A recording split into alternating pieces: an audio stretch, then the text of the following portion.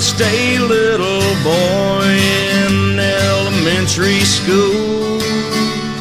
English and math and science class, learning the golden rule. I learned how to add and how to subtract, how to multiply and divide. I learned about bugs and I learned about plants, and I learned how to read and write.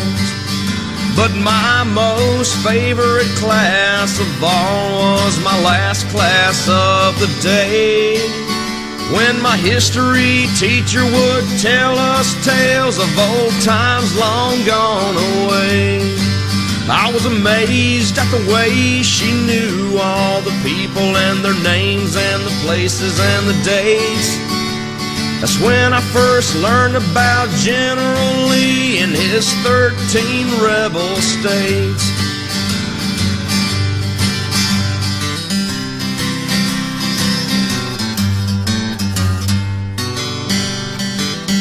One day she came to school with a big brown grocery bag.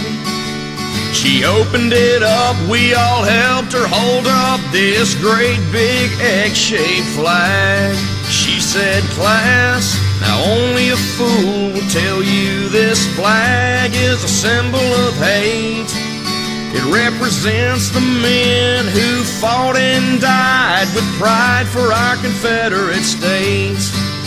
Your assignment tonight, I want you to write, I want you to pretend that one of these brave men came back to life. Now what would you say to him?"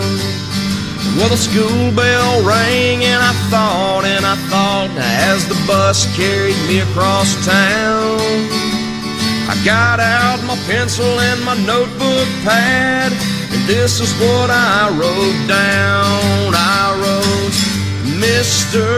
Confederate man, I'd like to shake your hand for giving your life for Dixieland, Mr. Confederate man."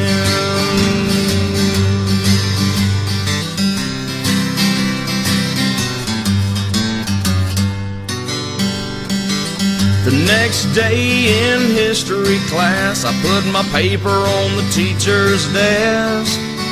Then she called me up in front of everyone because she said she liked mine the best. As I walked up to the head of the class, my teacher smiled and she nodded at me. Then I saw a tear roll down her cheek as I began to read. I read, "Mr. Confederate man, I'd like to shake your hand for giving your life for Dixieland, Mr. Confederate man."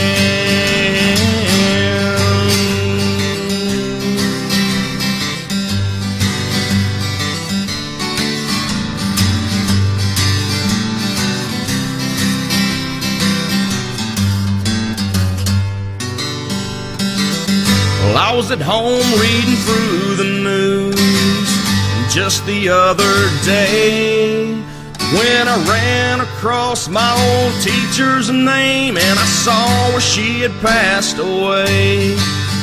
With a bittersweet smile, I looked up at my wall, a wrinkled paper in an old wood frame, where underneath penciled words almost faded away, she had marked a great big red A.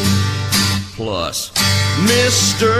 Confederate man, I'd like to shake your hand for giving your life for Dixieland, Mr. Confederate man." I wrote, "Mr. Confederate man, I'd like to shake your hand for giving your life for Dixieland, Mr. Confederate man."